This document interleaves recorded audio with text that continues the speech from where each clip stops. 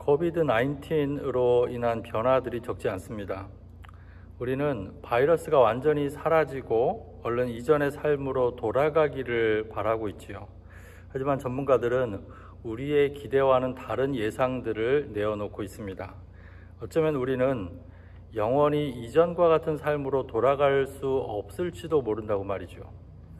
어느 정도 바이러스가 잠잠해진다고 하더라도 우리가 살아갈 세상은 이전과는 전혀 다른 세상일 거라는 예상입니다. 지난주에 한국에 계신 한 목사님과 통화할 기회가 있었는데요. 9주 만에 교회 예배당에 모여서 예배를 드리게 되었답니다. 그런데 같이 모여서 예배를 드려도 이전과 같은 풍경은 아니었다고 합니다. 예배당 의자에 앉을 때 교인들은 거리를 두고 띄엄띄엄 앉아야 했습니다. 그러다 보니까 평소에 2번 드리던 예배를 3번으로 늘려서 사람들이 나눠서 예배에 참석하도록 해야 했습니다. 같이 모여서 악수를 나누거나 또 가까이 다가가서 이야기할 수도 없고 여전히 어색하게 거리를 유지해야 했습니다. 당연히 예배 후에 친교도 생략되었습니다. 이런 주일의 풍경을 생각하자니 모처럼 얼굴을 보고 함께 예배 드리니까 반갑기는 하겠지만 그 또한 낯설고 어색한 경험일 것만 같았습니다. 자동차와 비행기가 덜 운행이 되고 공장 가동이 멈추자 우리는 하늘이 이렇게 맑을 수 있다는 것을 경험하고 있습니다. 사람들로 북적거리던 거리가 텅텅 비게 되자 야생동물들이 거리를 활보하고 있다는 소식들이 자주 들려오고 있습니다. 집에 있는 시간이 많아지자 그동안 우리가 하지 않아도 되는 일들에 많은 시간을 허비하면서 살아온 게 아닌가 자각하고 있습니다. 가족들과도 충분한 시간을 보내고 있고요. 평소에 연락하지 못했던 사람들의 안부도 챙겨 묻고 있습니다. 바이러스가 어느 정도 수그러들면 아주 빠른 시간 안에 세상은 다시 원래의 모습으로 돌아갈지 모릅니다. 사람들은 다시 바빠지고 자동차와 공장의 매연은 다시 하늘을 뿌옇게 수놓을 것입니다. 경제적인 어려움을 겪고 있는 사람들을 생각하면 하루빨리 이전의 모습을 회복하기 바라는 마음이 간절합니다. 하지만 지금 우리가 마주대야 하는 낯선 세상의 모습을 보면 이전에 우리가 살아왔던 삶의 방식이 과연 옳았던가 하는 의문을 가지게 됩니다. 하지만 누가 우리를 그런 변화된 세상으로 인도할 수 있을까요? 누가 이 지구의 생태계가 망가지는 걸 막아내고 자본주의의 거대한 흐름을 멈추게 할 수 있을까요? 저는 하나님의 뜻을 따르는 사람들에게서 그 희망을 찾습니다. 죄에 물든 자기 욕망을 밀어내고 하나님의 뜻을 마음에 담고 살아가는 사람들에 의해서 세상은 점점 변해 간다고 믿습니다. 하나님은 그런 사람들을 통해서 이 세상에서 하나님의 나라를 이루어 가십니다. 예수님은 자신을 목자로 우리를 양으로 비유하십니다. 교회를 오래 다니신 분들은 이 비유를 자주 들어보셨을 겁니다. 목자와 양의 비유를 이해하기 위해서는 에스겔 34장을 살펴볼 필요가 있습니다. 에스겔 34장에도 이 목자와 양의 비유가 나오는데요. 여기서 하나님은 백성의 지도자들을 목자라고 부릅니다. 목자라고 부르면서 이 지도자들을 책망하시죠. 하나님께서 이들을 목자로 세우신 이유는 양들을 돌보게 하기 위해서였습니다. 그런데 이들은 양들을 돌보는 일에는 관심이 없고 양들을 통해서 자신들의 배를 불리는 일에만 관심을 두고 있었기 때문에 질책을 하시는 거죠. 그래서 하나님은 에스겔을 통해서 이스라엘의 목자들을 패하고 자신이 직접 이스라엘의 목자가 되겠다고 하십니다. 그리고 다시 다윗을 참된 목자로 세우겠다고 하시죠. 이 말은 다윗의 후손인 메시아를 보내서 목자가 되게 하겠다는 예언이었습니다. 요한복음에서 예수님은 자신을 목자에 비유하시면서 에스겔의 예언이 자신을 통해서 이루어졌다는 것을 밝히고 있습니다. 이스라엘 사람들에게 양과 목자의 모습은 아주 익숙한 풍경입니다. 양들과 목자는 언제나 함께 움직입니다. 집에서 멀지 않은 곳에서 낮에는 풀을 먹이고 밤에는 맹수들의 습격을 피하기 위해서 우리에 양들을 몰아넣습니다. 목자들은 양 우리 옆에 문지기들을 세워두고 잠을 잡니다. 도둑들을 막기 위해서였죠. 다음날 아침이 되면 목자들은 우리 앞에 와서 양들을 불러내고 다시 초장으로 향합니다. 양은 철저하게 목자들을 의존해야 살 수 있습니다. 양 혼자서는 할 수 있는 게 별로 없습니다. 양은 배고프고 목이 말라도 목자가 풀 있는 곳, 물 있는 곳으로 이끌어준다는 사실을 직감적으로 알고 있습니다. 어떤 위협이 닥쳐도 목자가 자신을 보호해 줄 것이라는 사실을 알고 있습니다. 그래서 양은 목자가 이끄는 대로만 따라서 가기만 하면 되는 것이죠. 예수님은 이 비유를 말씀하시면서 도둑과 강도에 대해서 언급을 하십니다. 1절 말씀, 양 우리에 들어갈 때 문으로 들어가지 아니하고 다른 데로 넘어 들어가는 사람은 도둑이요 강도이다. 예수님께서 이 말씀을 하셨을 때 눈치가 있는 사람들은 도둑과 강도가 누구를 가리키고 있는지를 금방 알아챘을 것입니다. 도둑과 강도는 거짓 선지자, 거짓 지도자들을 말합니다. 당시로서는 바리새인들, 사두개인들, 제사장들을 가리킵니다. 율법을 들이대면서 사람들을 마구 정죄하고 죄인 취급했던 종교 지도자들, 백성들의 형편은 아랑곳하지 않고 자신들의 이익에만 몰두했던 정치 지도자들을 향해서 하신 말씀이었습니다. 신천지는 한국에서 코로나 바이러스 19을 크게 확산시키는 역할을 하면서 크게 사회적으로 주목을 받았죠. 하지만 이미 그 전부터 신천지가 사회에 끼치는 해악은 교회 안에서 많이 알려져 있었습니다. 이들은 새로운 신자를 포섭하고 세뇌시키고 미혹시켜서 자신들의 종파에 충성하도록 만듭니다. 일반 신자로 위장해서 교회에 들어와 교회를 분열시키고 교인들을 신천지로 빼내가기도 했습니다. 신천지의 과도한 포교 활동은 가족들 사이의 불신과 갈등을 조장해서 가정을 파괴합니다. 신천지의 반인륜적 행각은 가출, 이혼, 학업 중단 등의 피해 사례들을 끊임없이 만들어내고 있습니다. 특히 주목할 만한 점은 신천지의 60%가 20대 청년들이라는 점입니다. 고민 많은 20대들에게 친절하게 대해주는 방식을 통해서 심리적으로 의지하게 만든다는 것이죠. 하지만 이들은 도둑이고 강도들입니다. 실제 사람의 영혼을 돌보고 유익하게 하는 것이 아니라 결국은 피폐하게 만들고 자신들의 종파를 위해서 사람들을 도구로 이용할 뿐인 것이죠.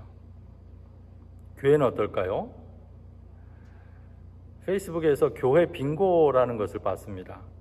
교회에서 일어나는 여러 폐해들을 적어놓고 한 줄 혹은 하나라도 있으면 그 교회를 얼른 탈출해야 한다고 말하고 있었습니다.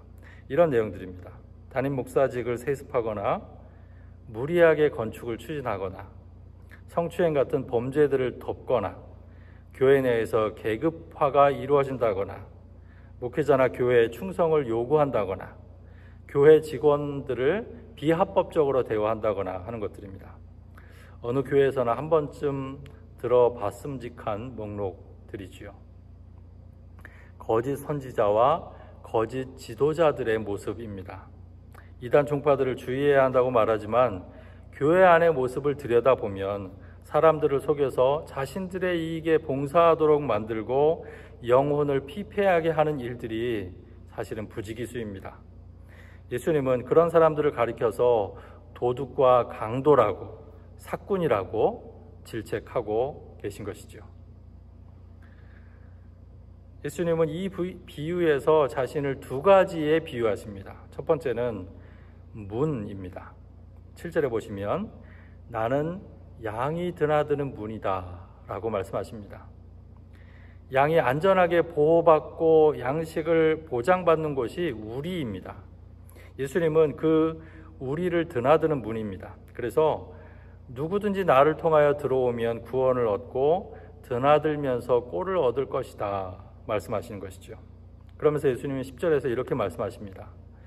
나는 양들이 생명을 얻고 또 더 넘치게 얻게 하려고 왔다.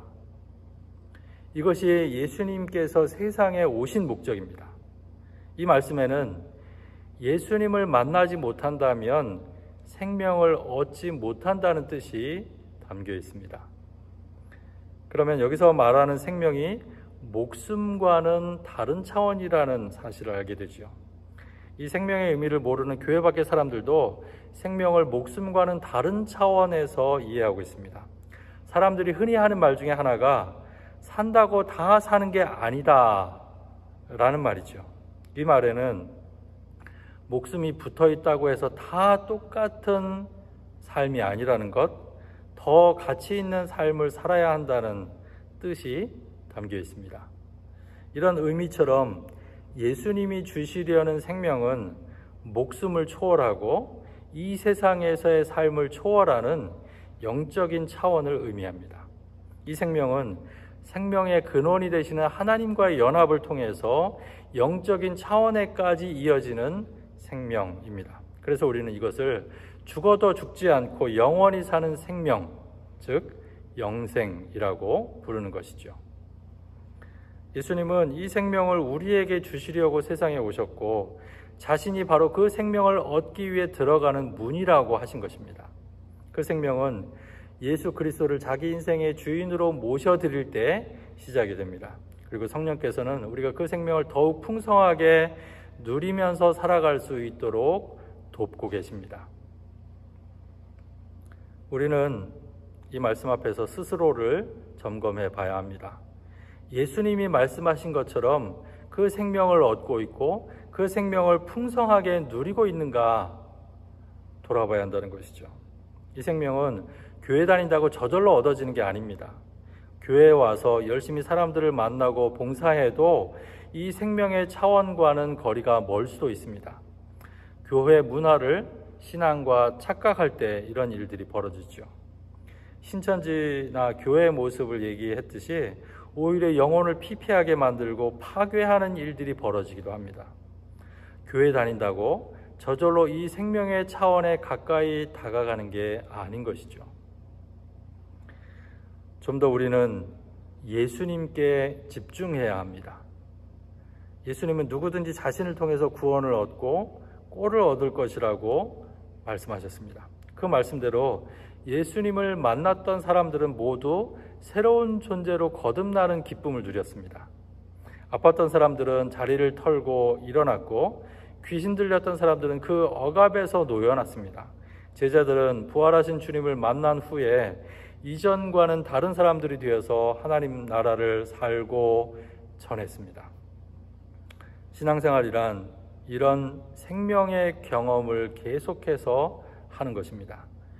교회 다니는 가장 중요한 목적은 예수님을 통해서 이 생명을 경험하고 누리도록 하는 것입니다. 예배 드리는 일, 말씀을 묵상하고 기도하는 일을 통해서 이 생명을 경험하는 일에 집중해야 합니다. 교회에서 어떤 일을 맡아 봉사하고 사람을 섬기는 일을 통해서도 이 생명을 풍성하게 누리고 나누는 일에 집중하도록 해야 하는 것이죠.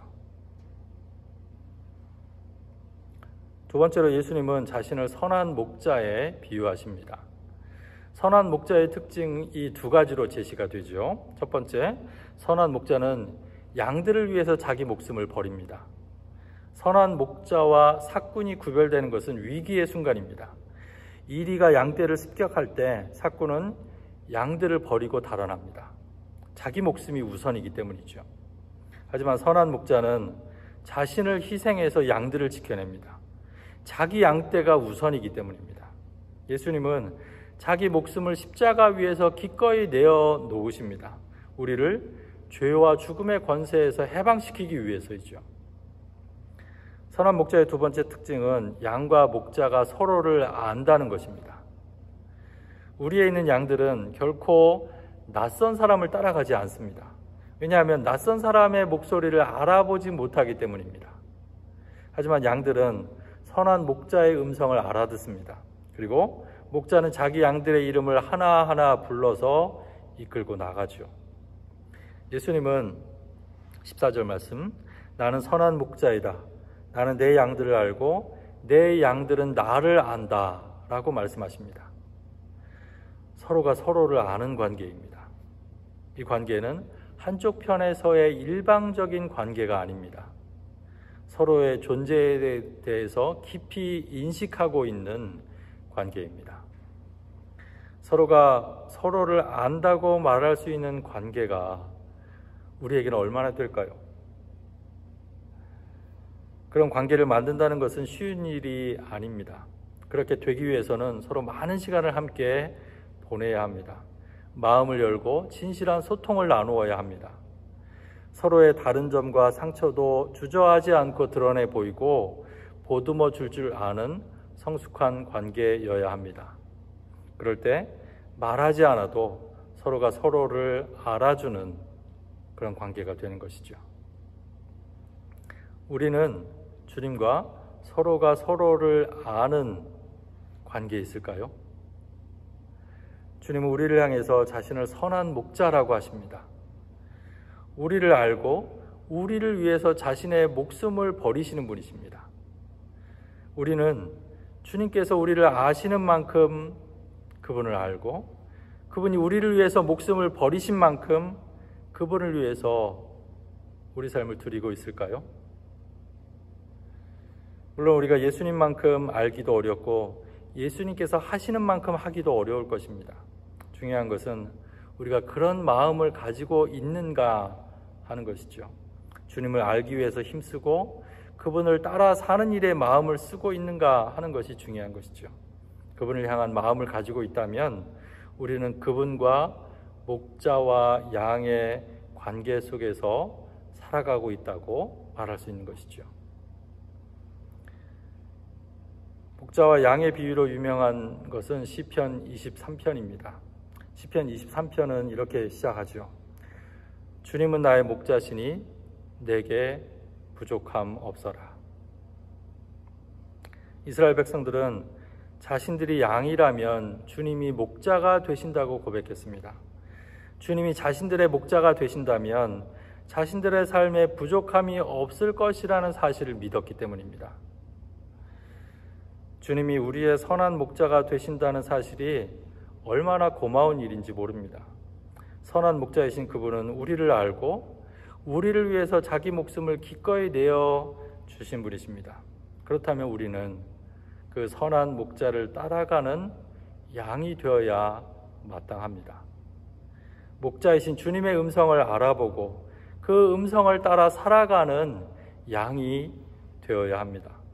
그럴 때 우리 삶에는 부족한 것이 없게 될 것입니다.